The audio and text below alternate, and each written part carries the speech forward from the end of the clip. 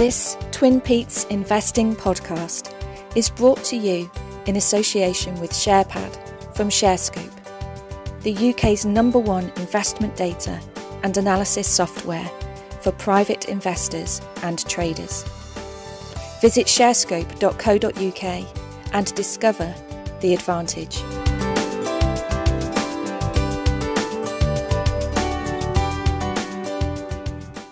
Hello and welcome to this Twin Peaks Investing podcast. This is podcast number 121. It is the 21st of February and it's been a very mixed and complex week for one of our co-hosts.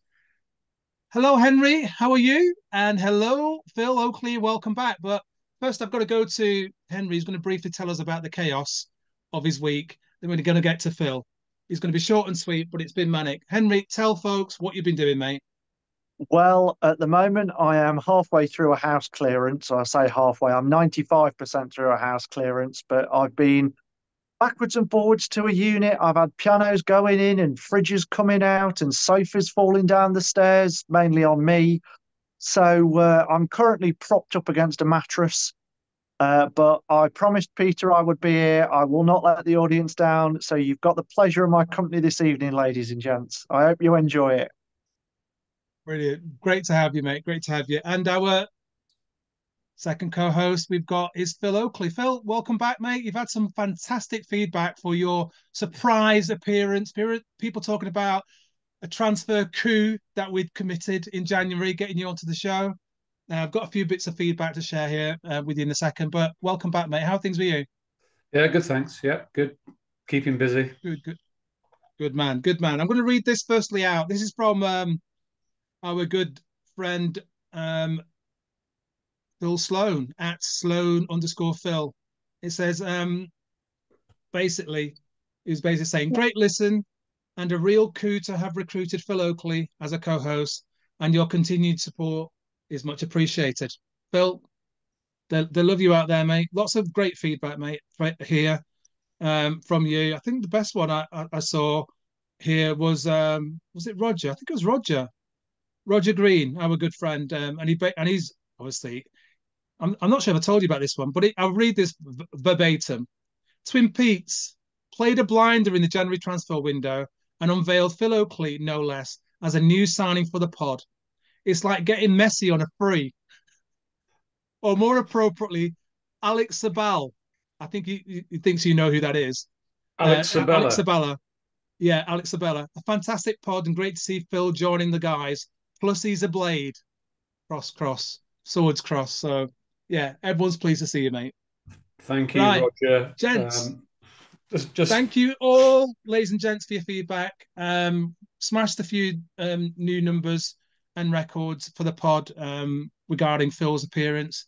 Let's smash them again. If you enjoyed the last podcast and you haven't retweeted that one, please retweet it and share this particular podcast with your followers across social media, and let's break some new numbers and records again going forward for the three of us, and let's just make some new metrics.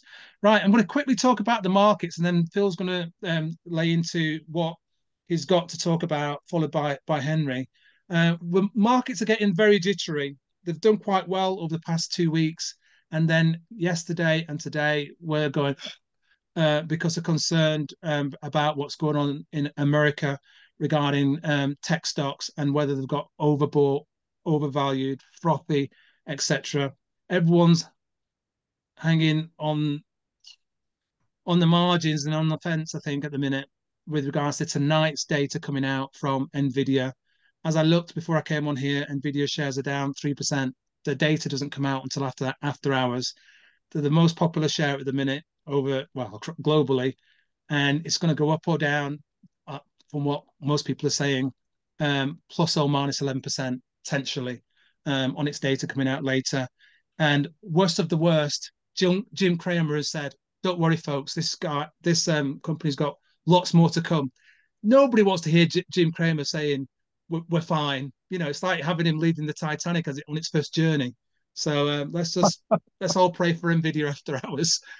Right. So FTSE 100 closed down 0.73% at 7,662.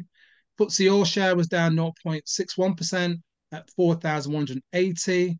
FTSE AIM All Share was down 0.4% at 750. So all down today, the UK markets, bar the FTSE 250, which just edged out with 9 points rise of 0.05%. So that was the only indices we had today that was up. Why are the American markets nervous? Because the AI stocks have been on an absolute rampage for the last year and a bit. And year to date, they've been on a rampage as well. Lots of other people have wanted to buy in and get on the bandwagon and been chasing it. And yesterday, Palo Alto Networks, ticker symbol PANW, missed. It's an AI cybersecurity company. And today, the shares are down 26%. No room for any errors or margins here. Either you exceed, come up with profits, or you get smashed. And that's what's going to be happening across the board, I think, going forward for a lot of the tech stocks. But Phil, you wanted to start talking about these tech stocks and what your thoughts about the markets and potentially what's going on regarding the UK and European markets as well. Well, I think the UK and the European markets are struggling. I think the European market in the first 6-7 weeks of the year now, I think Europe's marginally up, and most of the main UK indices are marginally down, and the American markets have been incredibly strong, as is the Japanese market. Actually, the Japanese market just keeps on moving up. Indian market as well is another one that's been quite wrong. I think the strongest performance I've seen, which I know nothing about, is Turkey. Turkey is the latest hot market, apparently. If you just look at the performance of the Turkish market, that is one of the strongest markets out there at the moment. But I think what it really comes down to is that America, corporate America, is still a lot healthier than the UK and Europe. And yes, you can bang on about, the US market looks expensive, certain shares look a bit overbought. But if you actually look at the market in aggregate, the expectations are for very strong corporate profit growth. I think the last estimate that I saw was for sort of 10-11% earnings growth for the S&P 500. And I think if you look at the sort of big caps in the UK, we'll be lucky to get sort of 3 to 4% growth. And, when it comes down to making money off shares, it largely boils down to growth. Investors like growth, and growth is what tends to make investors better off over the long run. The caveat to that is whether that growth is priced in. And there's a lot of people who make pretty reasonable arguments for saying that the US market's on, I think, 20-21 times forward earnings or next year's forecast earnings. I think you've got to say it's probably right to say that a lot of growth is factored in. But I think what's interesting is how the market seems to be fixated on the American market, and the American market is so important to any investor. Even if you're a UK investor, what happens in America will affect what happens over here. It's as simple as that. And there are two obsessions now. There's the direction of interest rates, when the Federal Reserve will cut interest rates, and by how many times it will do it this year. And I think the general consensus now is that they're not going to cut interest rates by as much and as often as people were perhaps thinking a few weeks ago, which is not great for the stock market in general. And the other thing is AI and Nvidia in particular. And it's interesting. I know you've got your views on Nvidia, Pete, that we've talked about privately.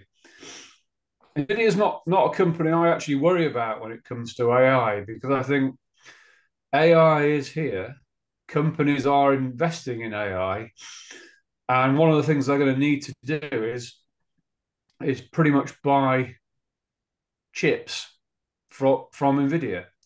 So I think if companies spend money on AI, Nvidia is going to get a large chunk of that money.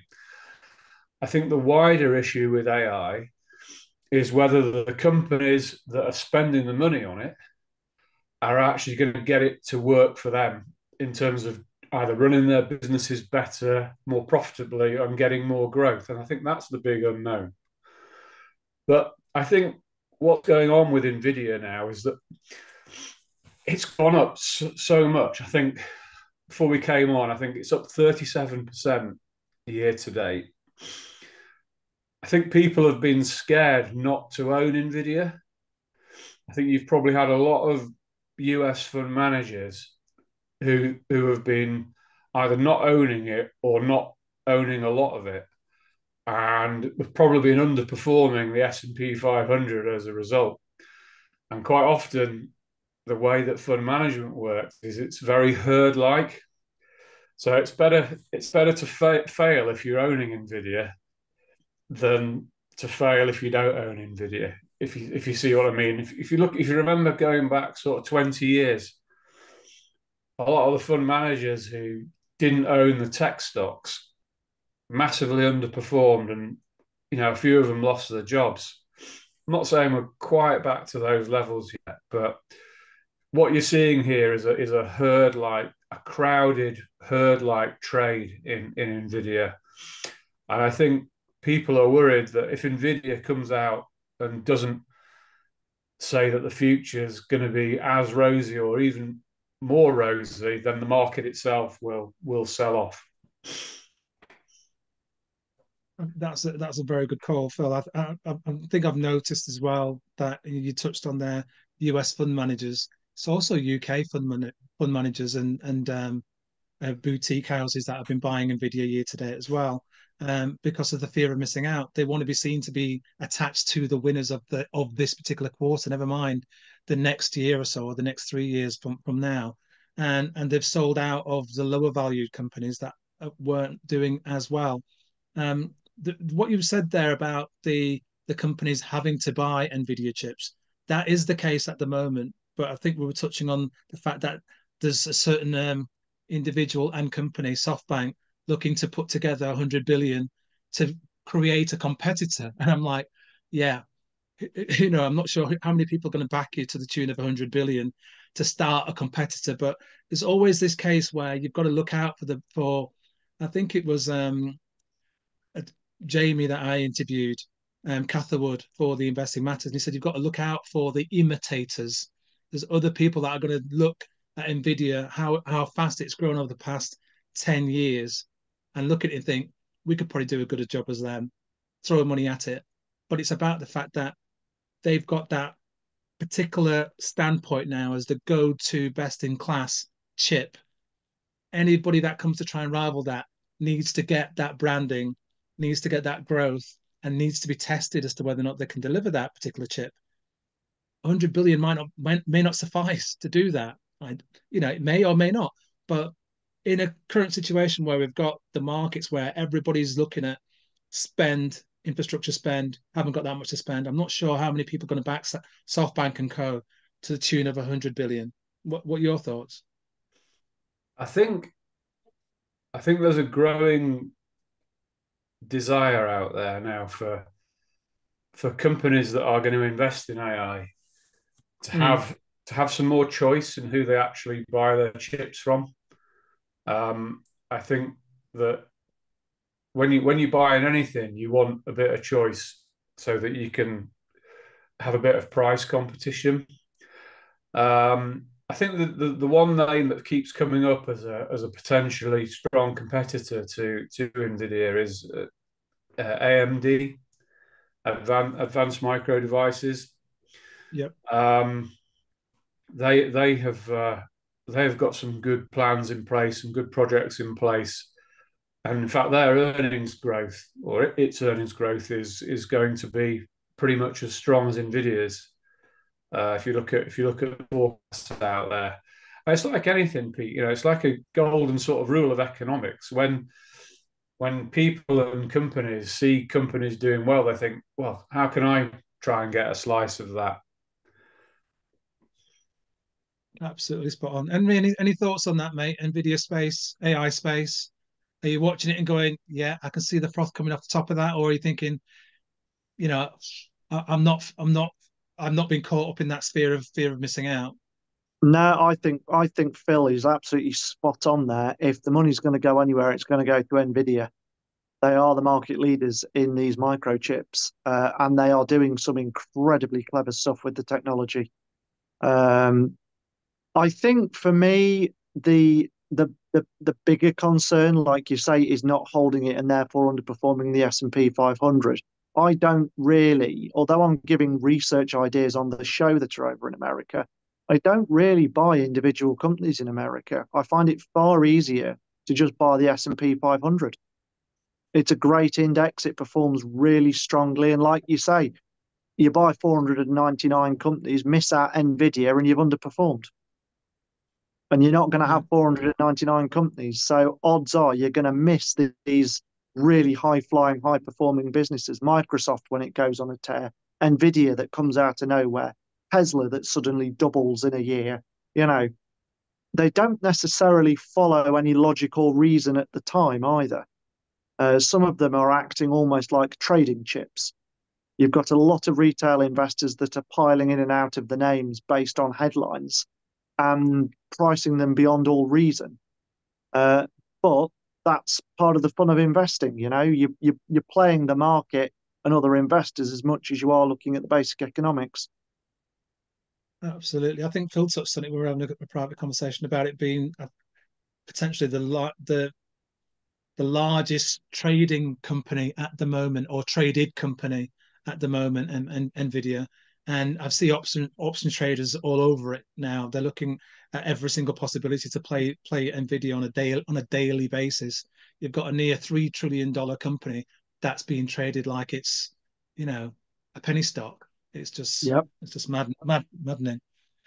Anyway, Phil, where do you want to go? Do you want to start with your first stock?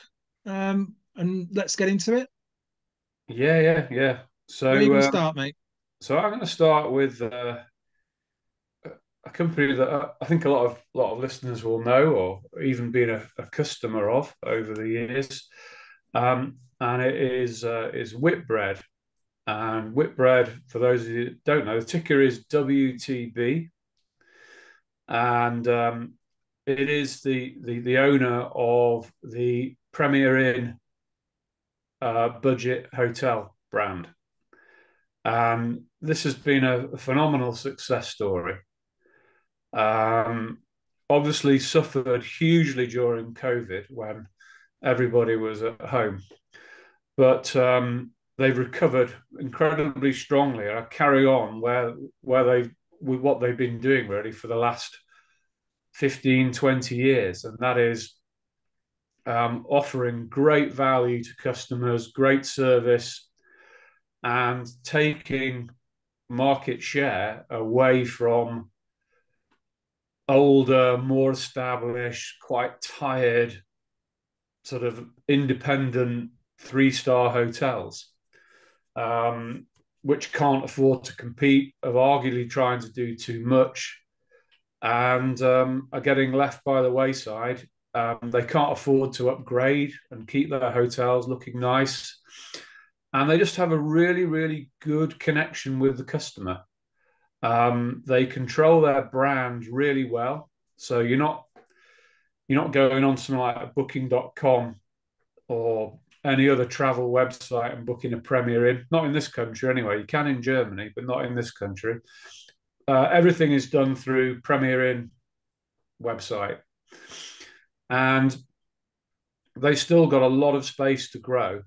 I think they got about between 80 and 85,000 hotel rooms in the UK, and they're looking to get to 125,000. So that's nearly, pretty much 50% growth in rooms. They've got a nice business model where you stick like a pub restaurant on the side where you can go and have your breakfast, go and have your evening meal. You're not paying for things like spas and gyms that you might not use. You just get in a decent room, decent bed, shower, TV to watch, and just does what you need it to do. And they sell at good prices, so much so that they are winning a lot of business customers, or continue to win a lot of business customers. And the returns that they're getting on these hotels now are going up because they're keeping them full. They're pitching their prices at the right level so that they get their occupancy rate up, and the profits that are coming through are making decent returns on their assets. And that's that's a very, very big tick in the box from the UK. They're then trying to do a similar thing in Germany, which is going to take a lot longer, but it's a lot bigger market. It's very fragmented. The German business is losing money at the moment, but it's going to stop losing money probably by the end of this year. And instead of taking away from profits, it's going to start adding to profits. And so I think there's a pretty good story here. You've got a great brand, you've got some great assets. The company has got still owns quite a lot of its hotels in big city centres. So it's got some asset backing, and it's got a very good strategy and a good platform for growth. And you can pick these shares up at, just under 16 times earnings. And I just think for, looking for really, really strong consumer brands, I think that's a good price. This is a quick hello to you, our valued Twin Peaks Investing podcast listener. Whatever channel you're listening to, please make sure to subscribe and you'll always be the first to get the new episodes. Thank you for your continued support. Thank you very much for that, Phil. Any thoughts on that one, Henry? Yeah, I absolutely love this pick, Phil. I'm a huge Premier Inn fan. I think they are great rooms at a really great price. You know exactly what you're getting, and it's always reliably good quality. I think people that turn their nose up at Premier Inns are mad, to be honest with you, because I've never had a bad night's sleep in one. I was interested to hear you say that they own the hotels, because quite a lot of these franchise groups don't, or they lease them, and that's actually quite a good potential market. It's a good mix, Henry. So some are owned and some are leased. That's right. Gotcha. But if you actually look at it, there's about £3.5 to sort of £4 billion of property value on the balance sheet. Gotcha. Which will probably be understated. So potentially, I've always thought that this could be a takeover target for someone to come in. And the great example of this is Intercontinental Hotels, which another brand I like, used to own a lot of its hotels. And what it did is it sold off the property and created a franchise business. So all the assets were owned by somebody else. And then they just ran a franchise system. Now, there's so many examples out there of how profitable franchise can be, providing you treat the franchisees fairly and allow them to make a decent bit of money. And I think the sort of cream on the cake, so to speak, for this kind of business is that could happen, but it doesn't need to happen for it still to be a potentially good medium to long-term investment. I just think it's just another thing that underpins the value of the company. Yeah, it's definitely a quality stock. And I've just pulled up some information here, Phil, and this is a recent sort of quote going back to the 5th of February from Jefferies analyst. And he's basically saying here, Premier Inn owner Whitbread can be a recession winner, and gives it a buy rating for the hospitality stock. The broker note highlighted Whitbread's strategic focus on expansion and optimization, which is what you were talking about, with an eye on enhancing returns and deepening its economic moat, particularly in UK and in Germany. Whitbread is a recession winner with its budget price point, industry-leading price sophistication and beneficial supply conditions, and £750 million of cash firepower. It's a lot of cash to have to do what it needs to do. And basically saying here, buy rating pitches a price target of £44, and at the time then that was suggesting a 25% upside price rise versus its price then of 35.26. I'm not sure what the price was today, but yeah. So yeah, solid company, quality brand. My daughter loves the buffet. She goes in there and she eats like an absolute beast, like a rugby player does. Whenever we're staying in the Premier Inn, she's like frothing. I'm like, you can't eat all that, and she's like, well, yeah, lovely place. And like you say, now having the pub and the restaurant attached, it's a nice way to keep all the money in house as well. So yeah, enhancing returns. Yeah, thank you for that one, Phil. Right, Henry, let's go to yours, mate. And if it's to do with removal companies, that'll be right on point, mate. What have you got? Yeah, exactly. No, I've had enough of removal companies. No, I am. I'm going to talk about a company in the UK today. It is 4Imprint. The ticker is FOUR, the number 4. Yep. Now, anybody that works in marketing has probably used these guys. They are a promotional materials producer.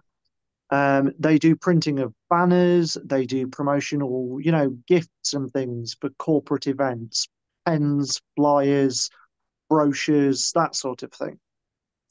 Now, the business operates in 2 geographic regions. I know them, obviously, having operated in the UK and Ireland, but they've also got operations over in North America. And both of the markets are actually really fragmented. It turns out if any of our listeners have ever worked in marketing and you've ever needed to get pens made, you'll go to a company and it probably just produces pens. And then if you need your flyers, you've got to go to a printer and it's a totally different firm. And if you need a banner, you go to another firm, totally different again. And you might end up using 3 or 4 firms for all your marketing materials. And it's an absolute nightmare. Now, 4Imprint have this model where they're going around and they're buying up all these little manufacturers all over the place. So when, Peter in Leicester's putting on a promotional Twin Peaks event and he wants his pens and his flyers and his banners and whatever else, he can just go to 4Imprint, go onto their website and order everything. And 4Imprint have then got the facilities in the local area to get everything manufactured to Peter's specifications, shipped to where he wants them, all at the click of a button. It's a bit like Amazon, but for promotional goods. Now, that might sound quite dull, but it's actually incredibly useful. Anybody that works in marketing will tell you that getting this sort of stuff produced, it's usually required at short notice. And if it's short notice, you can't do without it. You can't afford to be calling around half a dozen different firms, and you need it done to the right quality. And 4Imprint have got a really great reputation for providing reliable, high-quality services at a very reasonable price. You'll struggle to beat them on price. Now, in terms of their business model, they basically focus on the online element. You won't see their shops all over the place. They've got facilities, but they primarily market online to other marketers. And that's a very, very easy model to scale. It doesn't cost a lot to run, a Google Ads campaign. So you can ramp that up nice and quickly and fairly cost effectively.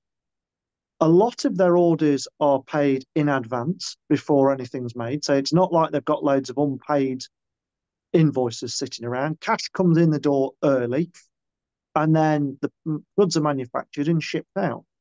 So that means that the business is highly cash generative.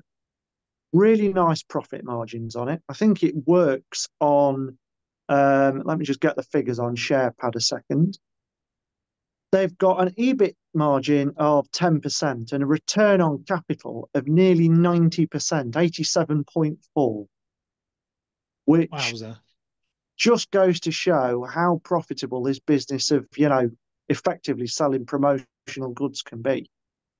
Now, the shares are available on a PE of about 18. So they're not hugely cheap. But for a business with a nearly 90% return on capital, I'd say it's worth that kind of PE. They're also forecast to grow their earnings per share over the next 3 years by about 10% a year. So they've still got growth in them, plenty of profit there. They pay a little dividend, 2.8%. And I think that's one that, listeners might want to go and do a bit of research on. I think that could be a good one to tuck away in the portfolio. Thank you very much for that one, Henry. It's a stock that's done really well for investors over the long term. I'm going to pull up some data for it in a minute, but I'm sure Phil has looked at them in the past because it's a quality stock. So I'm going to go to Phil first and find out what his thoughts are on it. I think Henry did a great pitch there. He's going to buy. He's going to buy. Oh no. It's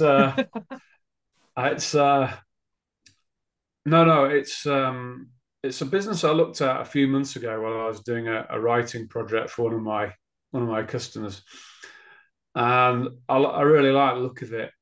I think the thing that Henry touched on that really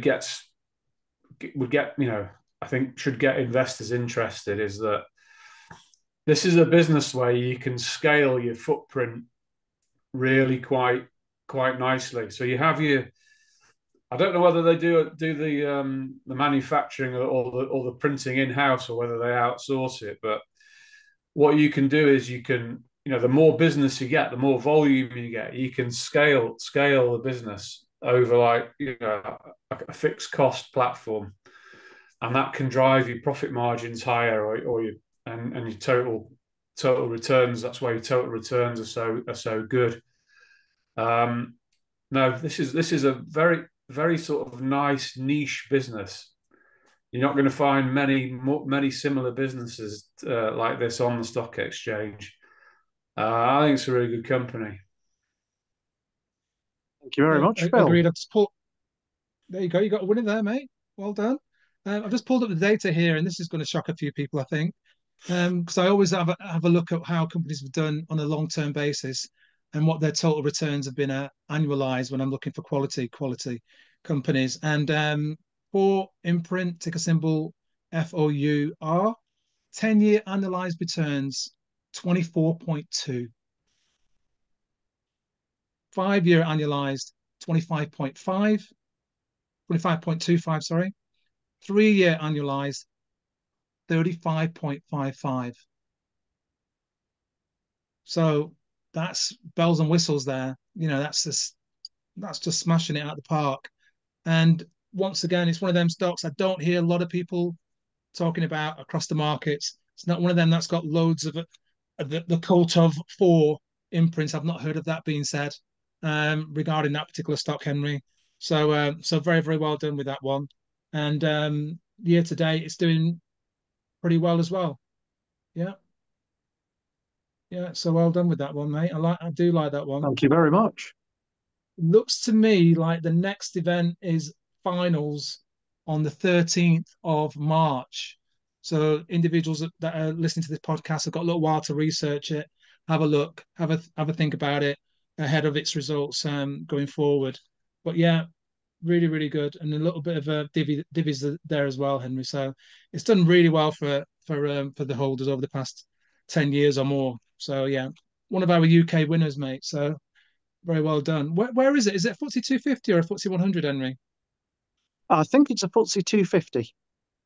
Right. So yeah, so that's in the got a market cap of 1.5 billion. 1.57. So yeah, FTSE 250 company. That's where I'm going to be speaking hopefully with a fund manager from Schroders, and they call that the Heineken Index, I think, because it refreshes the parts other parts of the markets don't reach, or something like that. So yeah, so that's really good. So that's two good companies we've got. I'm going to pick a dud now, right? I'm going to go the opposite end of the scale because I like to just shake things up a little bit. And I was going to talk about this company last time, and we ran out of time. So I saved it. And this is a company that most people would have heard of for a variety of different reasons. And it's on the Deutsche Börse, German market. And it is a sneakers company, fashion company. They're involved in all things sports and others stuff as well. And it's called PUMA. And Puma have had, for about the last 5 years, real difficulty getting out of their own way. And the shares are currently sitting at multi-year lows. On the Deutsche Börse, the ticker symbol is PUM, and the 52-week range is 36 euros to 65 euros, and it's sitting at 41 euros at the minute. Market cap of 6.29 billion, PE of 16.9, and for the past 12 months, its total returns are down 28%. So not the quality of the previous two companies that you've heard from Henry and Phil about. It came out basically on the 24th of January and said that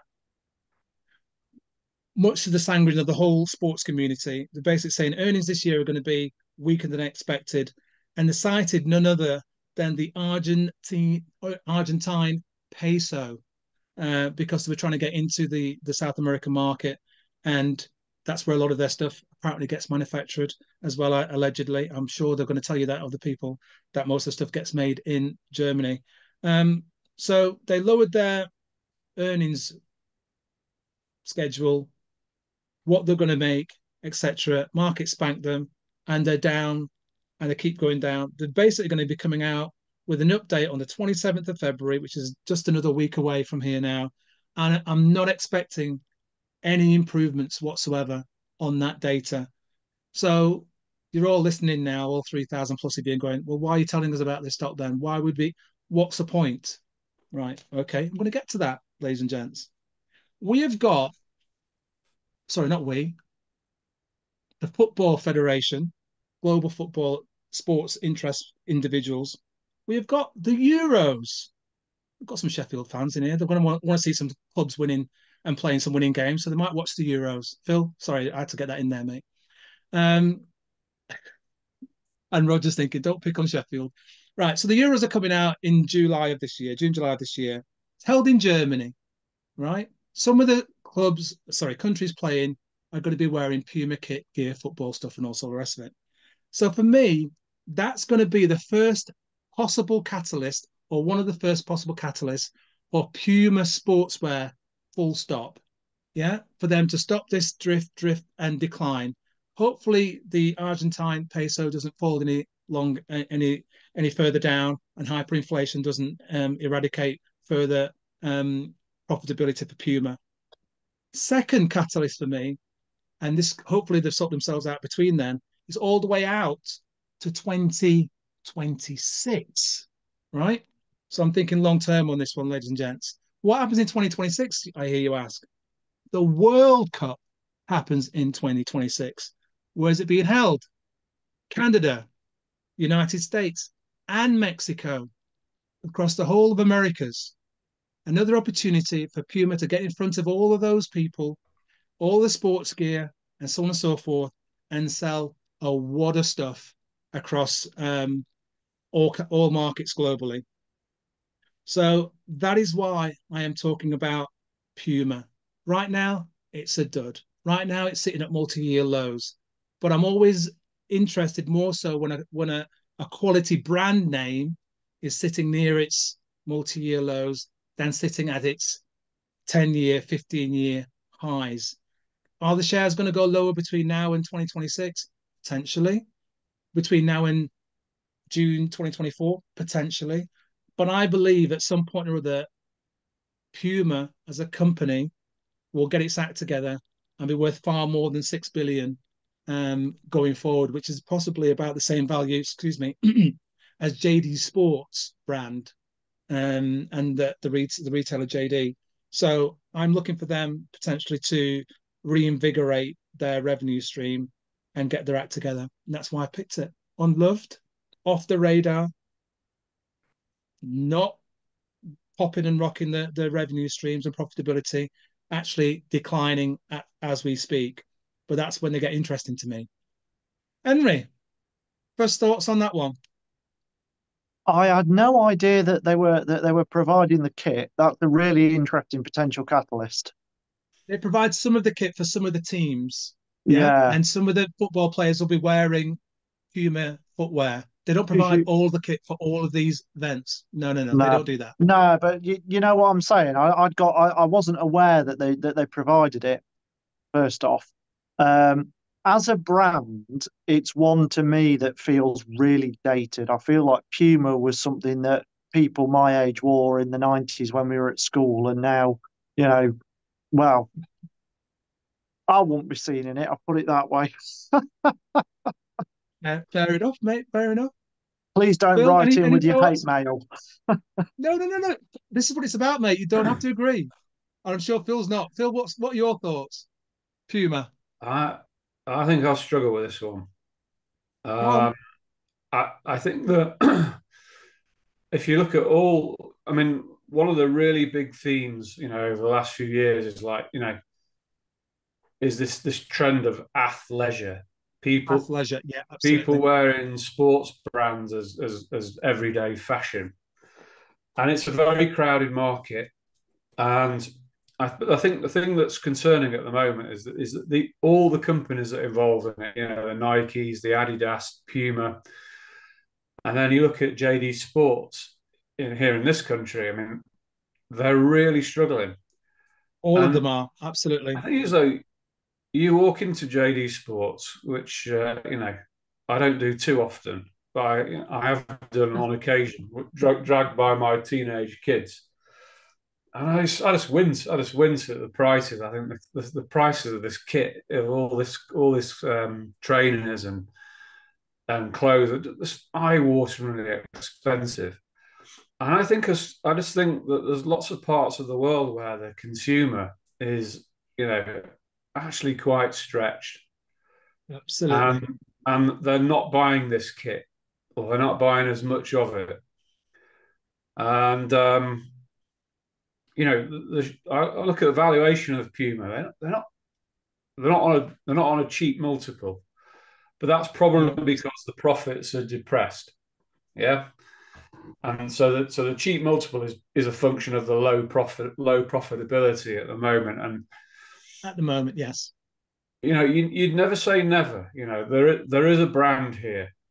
It's just a question of whether it can start punching its weight again against some very, very tough competition. It will be. I think it's very brave to buy it now. But what you can say is that there is expectations of profit recovery baked into the shares, I think. But if I just take away all the numbers and just look at the overall sort of business environment, it would be tough for me to really warm to that one, Pete. I'm sorry. No, it's absolutely fine, mate. It's not one I'm expecting people to warm to. I'm expecting them to go out, research it, put it on the watch list, and watch it until the catalysts start. I think it was just last week, Nike came out, and prior to that, Adidas came out. They're all cutting their workforce for a reason. That's another thing to look out for. Are the companies in that sector cutting the workforce? Hell yeah. So Nike came out and they're cutting their workforce by a total of 2%, or more than 1,600 jobs. So, Nike is meant to be the number one leisure sort of sportswear company. And if they're struggling and cutting numbers, then what does it say for the rest of the sector? So, yeah, it's one of them. I'm looking beyond this year and next for them to sort themselves out. It could and probably will get cheaper come February the 22nd when they come out with their update to the market, and I'll be watching it. And if I do dip my toes in, be one of them where I'll probably do some pound cost averaging, where I'll go in and keep buying another tranche incrementally until I get the weighting that I want, and then I'll just leave it there and forget about it. And if I really have to go out and come on, Pete. Say again? Just one thought that sort of crosses your mind is that if you dig into the history of Puma, it actually is a relation of a long-term relative, a long past relative of Adidas. Yeah, Yes, absolutely. Sorry, Yes, spot on. is it the Dazzler brothers?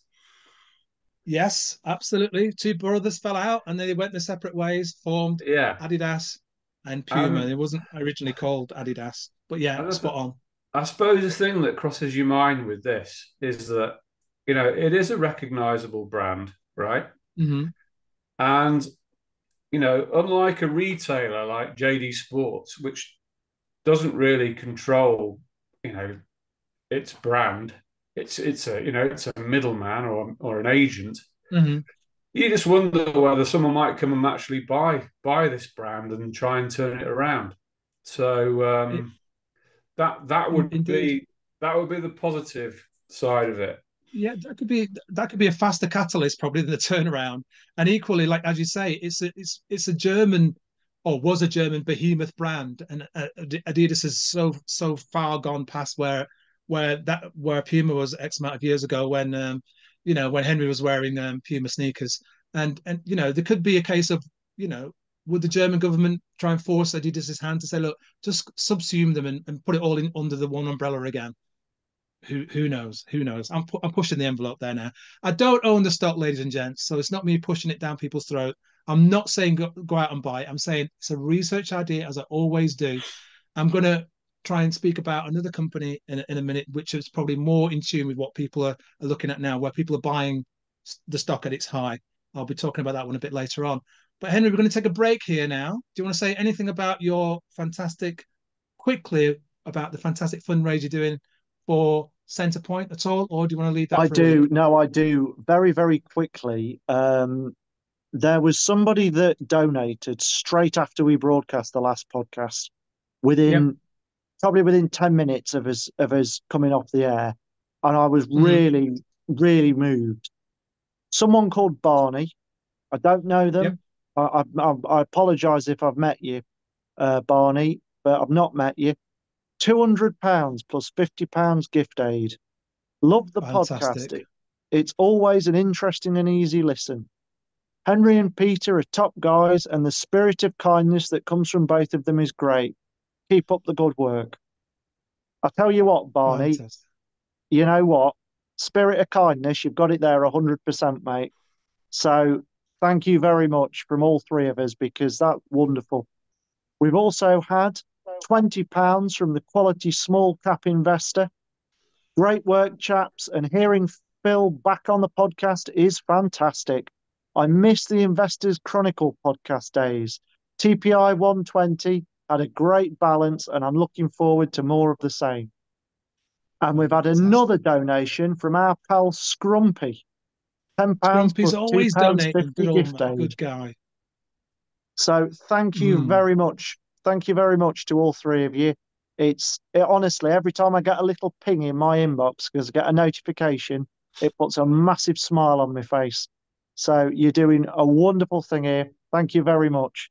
We are now up to, I'll just give the audience the total, 22%, £1,130 we've raised so far. Fantastic. Thank you, Scrumpy. Thank you, Jason, and thank you, Barney. Thank you for that. And we just hit us with the URL for the donations, if you've got it there, please, mate. Again. Absolutely. It's www.justgiving.com/page/Twin Peaks Challenge 24. That's Twin Peaks Challenge 24. All donations are very gratefully received. Whether you are an experienced or new investor, you know how valuable it is to conduct portfolio enhancing analysis and to have easy access to data that will give you the edge.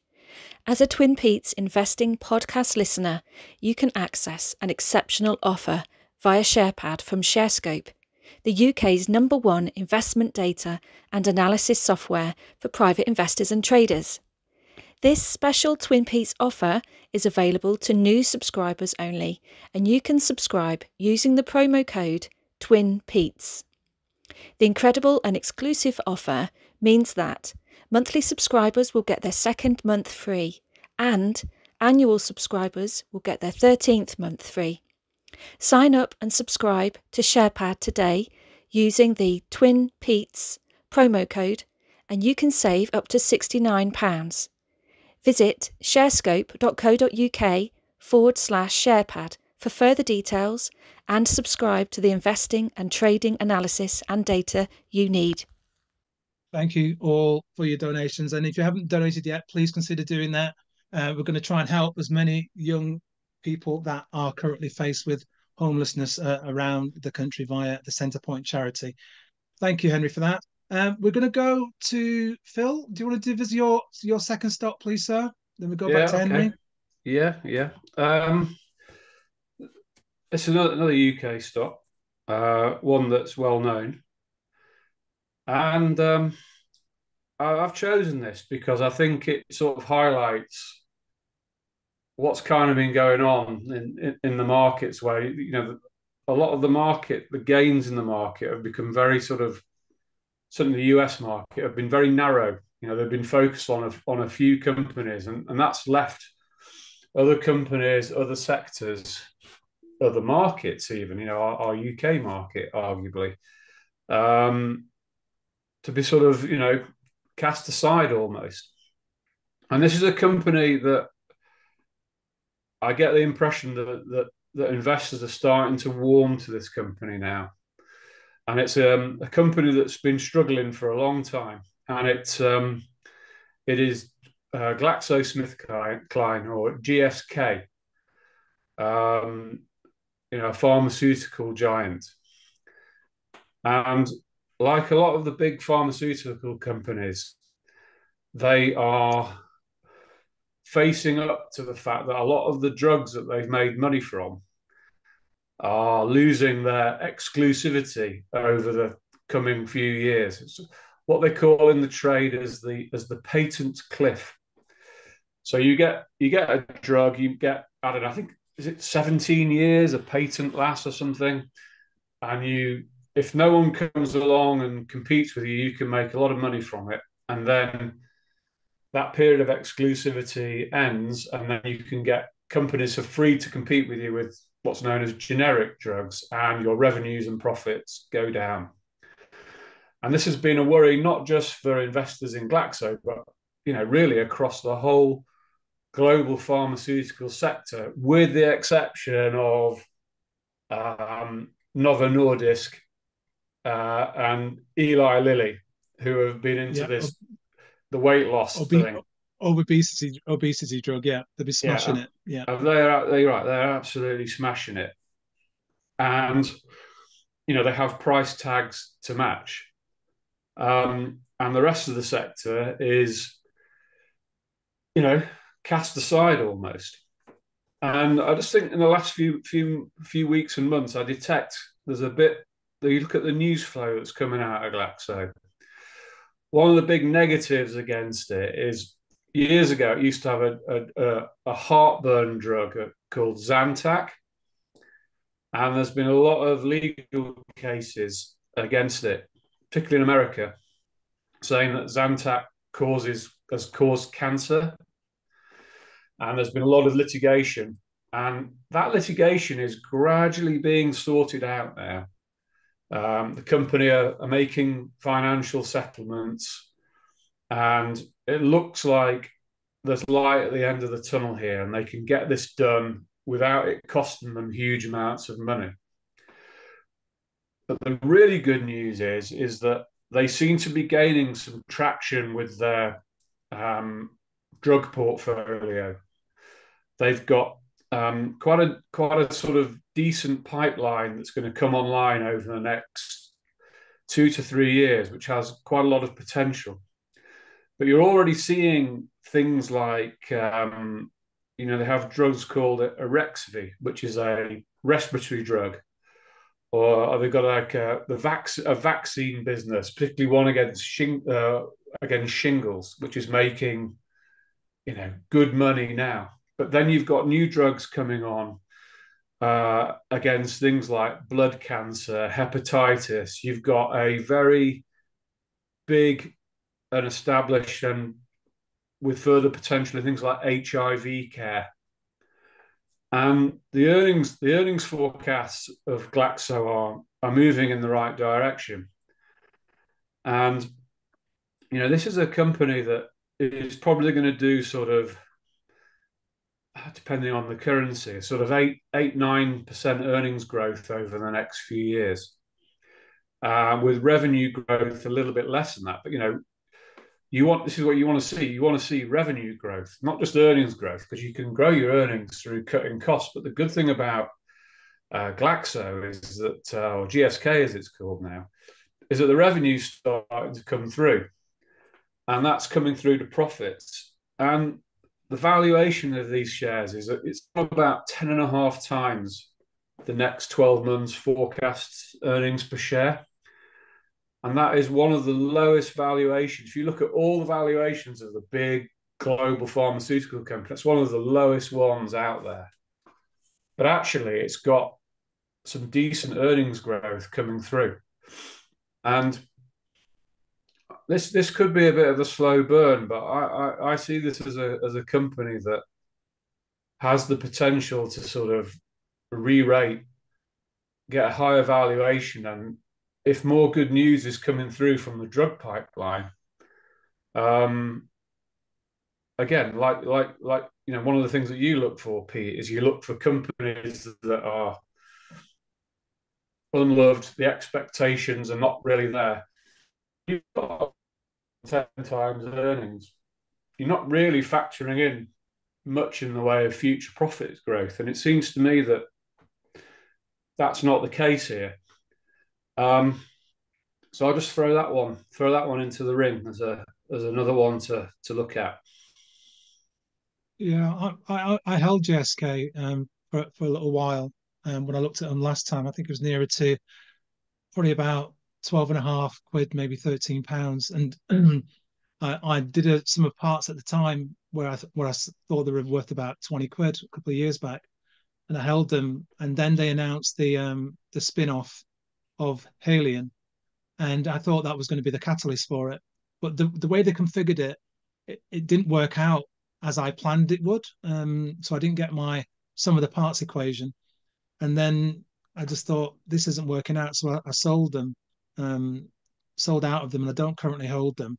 And there's been quite a bit of noise and considerations, should I say, not noise, considerations regarding GSK, because I look back at AstraZeneca in 2018, and their pipeline was in a similar situation to where GSK's was last year.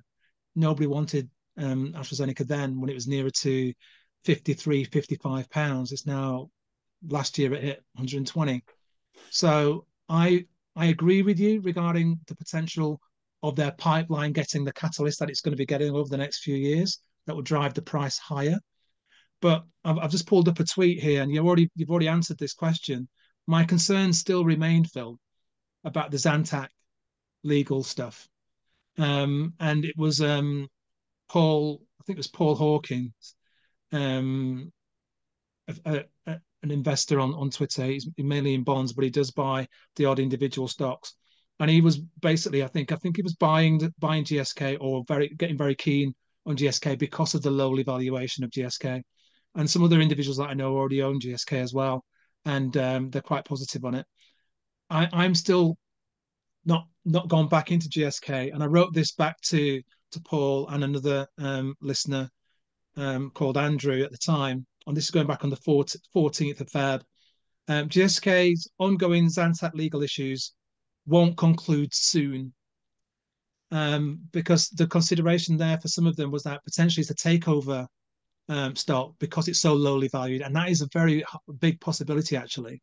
But I said, me being, my daughter thinks I'm a pun guy, the Zantac issue is a takeover poison pill. That was my joke. Some cases are being closed without disclosure of payments. Deeper research shows the scale of GSK's Zantac legacy issue. My hope is that it does not become the Monsanto/Bayer Roundup size issue. So that's my only thing stopping me from buying. If it had dealt with all of the Zantac stuff, I would have bought it already, Phil, at 14.5, maybe 15, 16 quid. The potential pipeline now, if it does a similar sort of thing to where AstraZeneca was in 2018, will take the stock from 16 to 20 plus pounds easily. And you're still getting the dividend, which I think will increase it as their profitability goes ahead as well. So you're looking at a good, you say you go for 7% or 10% per year, could easily give you 15% compounded over the next 2, 3, or 4 years. And that's, what do you want for a blue chip company? That's what you want. You don't want the volatility. You just want it to just steadily just keep going despite whatever's going on macro wise. But that's the only thing stopping me at the minute, as to get all that out of the way. It's not going to be out of the way very soon. If it falls back to 14 quid, I'll probably take a little nibble. Henry? Yeah, I really like GSK. I've got a friend of mine that's building a portfolio and occasionally bounces ideas off me. And we were talking about GSK a couple of years ago. And I don't give financial advice. So I expressed an opinion that I thought it was a good one to add to their portfolio if they were looking for a defensive type business, and they did. And they're doing okay with it, to be perfectly honest. The dividends roll in. The shares are slowly ticking along. The Zantac issue, yeah, fine. But to me, I've put that in the basket of it's a big multinational. There are these things that are going to crop up. And I don't think most investors have got a grip of it well enough to know whether that could tank the company or not. I don't think it could, from my understanding of it. And I think it's just one of those things about owning a big pharmaceutical company. There are going to be these lawsuits from time to time. So I was a bit more bullish on that one when it came around at 14. I thought that looked very undervalued. Agreed. I mean, going back to what Phil was saying about total returns as well, it's currently up 14.6% since what have we got? 31st of December 2023. So that's not done too bad, Phil. Yeah, a good start. Yeah, it is. I mean, there's others. There is hope out there. I think that these companies can come back. I mean, it's very similar actually to. I've just written another article on another pharmaceutical company, which is on the elite companies Citywire website. It's Novartis, which is a Swiss company.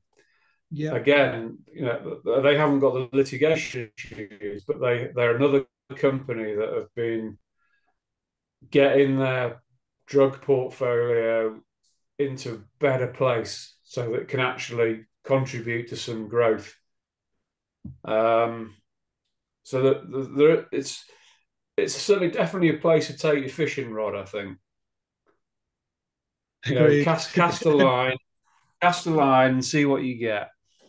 Yeah, buy some quality Pharma. And this is what I remember having an interview with you, Phil, and been on the IC podcast with yourself and John Newman. And I said to you at the time, I think at the time, AstraZeneca was about £80, if not less than £80. And I said it was going to go to £100.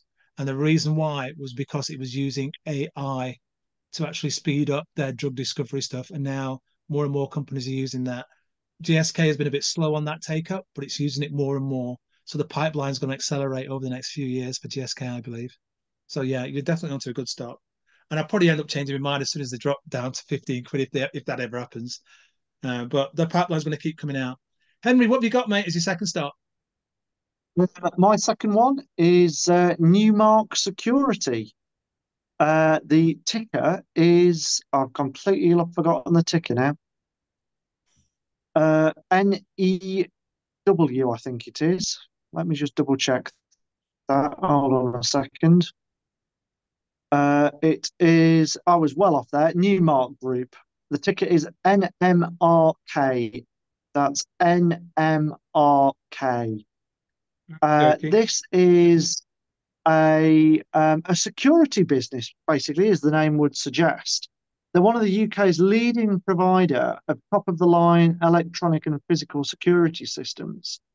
Now, interestingly, unlike a lot of security companies that basically provide a fat, untrained bloke on the door to stand there and scare people off at clubs or supermarkets or whatever, That's Again, not what they do. listeners, if Don't you're say about that. to, Don't besmirch all security companies like that, mate. They're not in Nottingham. I know I'm going to have a large mob outside this house soon. But I mean, if they want to come and move some boxes, that would be handy. Anyway, Oh, no. dear. These guys specialize in the hardware, software, and services that provide really specialist protection services for things like banks, and top security bioengineering facilities, that sort of thing. I mean, they also do the, lock on a door type thing. But there's basically two arms of the business. One is Grosvenor Technology, who develop, manufacture, and provide workplace management and access control solutions. So we're thinking key cards, biometrics, retina scans, that sort of thing. The other side of the business is SafeTown, who provide physical security solutions across the public and private sectors. And they've really adopted quite a consultative approach to clients. So the idea being, rather than, some sales bloke turning up and going, yeah, we need to reinforce your windows and, that should stop you getting burgled. They turn up and actually talk about how your business operates, what the site looks like, who's coming in and out, what your access needs are, that sort of thing. Now, the benefit of that is that, one, the security system is more tailored to the building and the client and their operations, but also you can sort of upsell them a little bit, because it's not like it's just we've just got a safe and a reinforced door for you. Actually, we've got alarm systems and biometric systems and reinforced bomb-proof paneling for the walls and whatever else, and they can determine what you might need and help you understand what you need that's most effective for your security. Now, the reason the business caught my eye was actually their 3-year forecast earnings per share growth are up at 41%, which is absolutely astonishing. Now, their return on capital is not great. It's single digits. It's sort of 5-6%. So there doesn't appear to be a huge amount of margin in what they're doing. But that earnings per share growth really, really caught my eye. And listeners are going to have to go away and do a little bit of research into what's causing that forecast earnings per share growth to be so astronomical. But to me, a business that's forecasting compound growth at 40%, even if the share price only reflected half of that growth, you'd be onto a heck of an investment there. So I think that's one that our listeners might want to go away and do a bit of research on.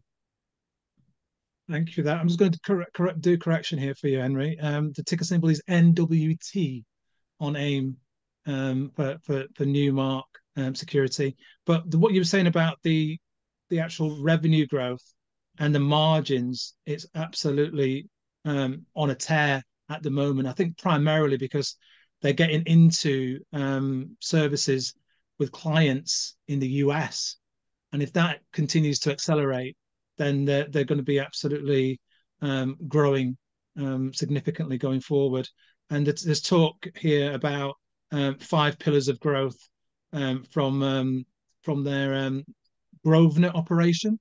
Looks like a key component of their growth going forward, and getting involved in the tech and software space as well. You've got big data centers, you've got millionaires and billionaires working on a particular campus doing lots of work, creating Nvidia chips for Phil's companies and so on and so forth. They wouldn't want protecting, aren't they? They're going to want to protect their IT and their individuals as well. So yeah, I like that. And I like the fact it's a tiddler as well. So there's lots of room for growth. And I feel pretty certain they're not just gruff guys that make Phil look small with with luminous jackets on. So they're probably going to be more covert, I think. If anybody works for Newmark, please don't track me down and throw me in a canal. I'm very sorry. They're probably far more covert, mate. You probably wouldn't even know they're there. Exactly. Doing what they're doing. Okay, Phil. Any thoughts on Newmark Security, fella? I know it's a tiddler and a little bit outside your playing wheel. It is. I think I don't think I should say anything. Right. You know what? Phil's not saying anything because he works for them, folks. That's what he's staying up. It's but only when he goes to Sheffield.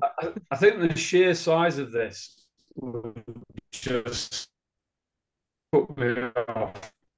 I just think it's like I would just feel really nervous buying a share with an 8 million market cap. I really would. It's one of those things that you'd never be able to get out of if it went wrong, and that's why I don't sort of look at this area of the market. I think just to clarify, Henry, I think I've sold you a pup. I think I've given you the wrong data for Newmark. I think I've confused it with Newmark Group for you. So just to clarify for the readers, the earnings per share, the listeners, sorry, the earnings per share growth is not 41%. It's there aren't any forecasts for it, but just to let you know, I sent Henry a data sheet, and I just need to make that clear so that people don't have a go at him. In which case, ladies and gentlemen, I'm going to plead innocence on that one. Yeah, I mean, it sounds interesting, but it's a market. I think for me, one of the things I would look in here, the level of competition, and my guess is that you could be up against some very big players in the market, and whether that allows you to thrive on, I don't know, but the shares have been a phenomenal success. I think they've almost doubled over the last year. So clearly there are a lot of fans out there, and it's a bit with and it's mainly a UK and US business, but it's got sales, and also looking to develop its sales all over the world. So it's got something. But I think the classic thing when you're dealing with a business of this small market cap is that yes, you could make fun. This is where you get your 10 baggers, isn't it? Your 10 baggers and your 20 baggers. But it's also a kind of share where you would get trampled in the panic if anything ever went wrong with it. Yeah, you'd just never be able to get out. But that's the same for any sort of small company. But no, I think check the competition on this one to see if it's got something that the bigger players haven't got, then someone might come and buy it. But my apologies to you, Henry, for the bad data, and apologies to the listeners. It's my fault. I got the wrong one out to you. I couldn't sit there and let you take it, Henry. No worries. We'll all apologise to our listeners. They can go and do the research on that one. It is a tiddler, and if it goes well, it will multi-bag. If it goes badly wrong, it will get smashed. But at the moment, they're growing in America, so they'll do quite well. I'm going to talk about a very, very popular stock now. Yeah. I was just going to say, I'm afraid I'm gonna have to duck out here, guys. No worries, and if you've got to go, you've got to go. I realise that you've got to get gone. Apologies to our audience, but I hope you enjoy Peter's second pick, and thanks for tuning in as always. Okie dokie, you go. Thank you so much, Henry. I'll speak to you tomorrow, fella. Speak to you soon. Take care. Right, Phil, my second stock for us today is Bloomsbury Publishing. The market cap is currently 437 million. Share price is currently £5.30. And I'm talking about this because I mentioned this stock as a research idea back in October of 2023 in the podcast 112. And I recommended Bloomsbury Publishing as a research idea. At the time, I was choosing it with a view that the catalyst would be how they did over the latter part of November and December, and it being a stock that could get boosted by their sales during Christmas and people reverting back and encouraging people to buy more books rather than just electric toys, etc., etc. So that was back in October. The shares at the time were £3.95. And the year low was in September, a month earlier, at £3, I'll get this right, 65 on the 26th of September. So mid-October, now £3.95. I put it down as a research idea. What's happened since then is that it's basically upgraded its forecasts twice in recent months. And it came out, so we go back, 13th of February, the share price was at £4.91.5 from the £3.95 I'd already tipped it at in October. 14th of February, it came out with a full year trading update and full year outlook, and basically said revenue and profit before taxation and highlighted items are now expected to be, wait for it, significantly ahead of upgraded market expectations for the year to 29th of February 2024. The board considers that the consensus market expectations for the year ending 29th of February 24 is currently for the revenue of 291.4 million and profit before tax and highlighted incomes of 37 million. And then they went on to basically say that cash flow for the next financial year will be used to reinvest in the business, dividends, and possible acquisitions. So basically, they were saying they smashed it, they'd upgraded earlier, they're upgrading again. Shares went on a tear, went from previous day of 491, opened up, climbed to an intraday high of £5.50, closed at £5.18 on the day of 14th of February. The following day, Simon Thompson comes out and writes an article about it and says, essentially, they're absolutely smashing it, and they are, in his words, looking at the company, he thinks that they are going to continue climbing, yeah. And one of the brokers is Investec, £6.20 target, right? So I'm looking at this and thinking, you know what? When I look at shares, I like it to be nearer its lows, yeah. I'm looking also at the total returns on the company, yeah, from the lows of £3.65 in 26th September to the high which it hit when after Simon Thompson tipped it at £5.44, it then sprung to £5.60. That's a 53% move in just under 4 months. That's a lot for a little retail seller of books. So looking at the 10-year returns annualized for BMY, which is ticker symbol, 13.48%. 5-year total returns, 21.68%. 3-year returns, 26.58. Going from £3.65 to £5.60 in less than 5 months, that's over double, excluding dividends, of the 26.7% for the 3-year annualized average, right? So my view is, if I bought it at £3.65 or £3.90, as I recommended people to research out in October, I wouldn't be buying Simon Thompson's tip at £5.44 with a view to another 17% in the next year, excluding dividends. So I'm raising this as a cautionary sort of thing. Yes, it can go up another 17%, but the law of average and the risk reward here for 17% minus the risk factor of it's actually done 53+% ish in the past 5 months. I just think it's just one maybe not to just be buying now. You know, I'm not wanting people to buy at the very, very top and it decelerates over the next couple of months into the summer before people start buying books again for holidays and then start again in October, November for the next Santa run on the stock, and they do well again in January. There might be a bit of resistance getting it to £6. Is it worth buying it for 17% plus the dividends? I'm not quite sure. And that's why I've raised it as a cautionary watch and see. I would have been trimming now to basically possibly go and buy Puma, which would have lost the profits on it, on the stock, but not Puma, but you get my drift.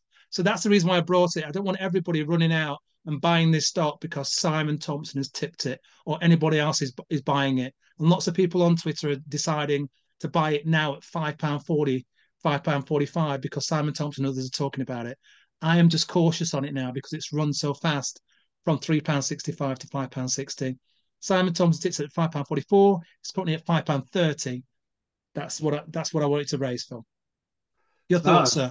No, that's a fair point. I think interesting. While you were talking, I opened up SharePad and had a look at the forecasts. Now they're brilliant. I mean, the forecasts for this year are brilliant. Yeah, but the forecasts for the year after are for the profits to fall off a cliff. Is what I can see. Now, potentially, yes, yeah.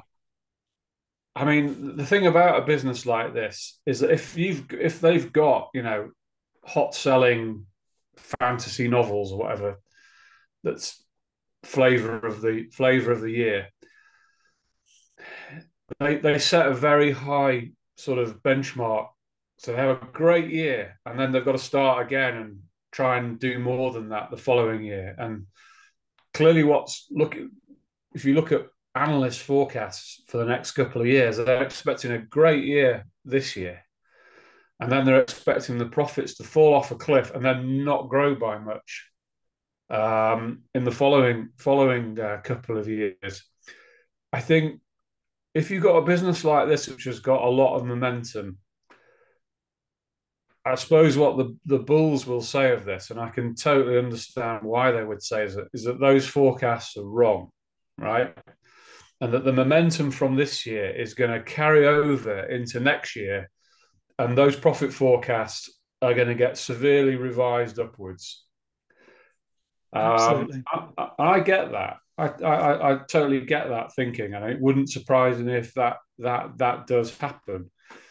But I think that sort of kind of comes back to your point, doesn't it? In terms of, you know, the share price has moved, probably expecting that. And we'll see. I've always thought this is a really nice business, actually. Likewise. Probably because I like books, and you like books as well. And, I do love my books, yes. And but it's also a business which is very hard to sort of forecast and predict because it depends on the sort of publishing releases that you've got. But there's no doubt this is a company that does it very well. But certainly one to keep an eye on. And yeah, as I say, it wouldn't surprise me if the forecasts get severely raised up on this one. But who it's something I've not looked at for a while. So those are just my sort of, you know, initial thoughts. But it is a nice business. It's a nice business. It's a quality company. It's surprised a few people. Nobody wanted to buy it at sub £4, and now they want to buy it 30%, 40% higher now. So that's my only concern. If it goes back down to £4 for the markets and not due to its own fault, I'd probably consider it. But I didn't want to buy it back in October because I put it out as a research share for other people. And going forward, I'll probably be a bit more proactive in purchasing some of the research ideas that I've got for the show and just disclose them as quick as I've purchased them. So we'll see about that. But it's a good company. That could do quite well. I just don't want people chasing it and then being hurt by the stock not actually accelerating to £6 and maybe going sub where they bought it because the markets are difficult enough. Right, I'm conscious of the time, Phil. Is there anything you wanted to add? Because we've covered all the stocks and Henry's already left because, you know, the mattress has fallen on his head. No, I think I'm done. Right. Okie dokie. All right, ladies and gents, thank you ever so much for listening to this podcast. This is podcast number 121 with myself, Peter Higgins. You can find me at Conquest3 on Twitter. Fantastic. Phil Oakley still with me here. He's going to be back again with yourselves in the next podcast. And Henry will be back and hopefully be back where he actually lives rather than the house move. And we'll be able to join you again in 2 weeks' time. If you've enjoyed this podcast, please subscribe on YouTube. Please give it a retweet. Please keep sending your feedback in for Phil, Henry, and myself regarding your thoughts on this podcast. And we very much look forward to speaking to you very much in 2 weeks' time. Until then, take care, stay healthy, and show some kindness to others. Phil, bye for now, mate. This Twin Peaks Investing podcast is brought to you in association with SharePad from ShareScope, the UK's #1 investment data and analysis software for private investors and traders. Visit sharescope.co.uk and discover the advantage.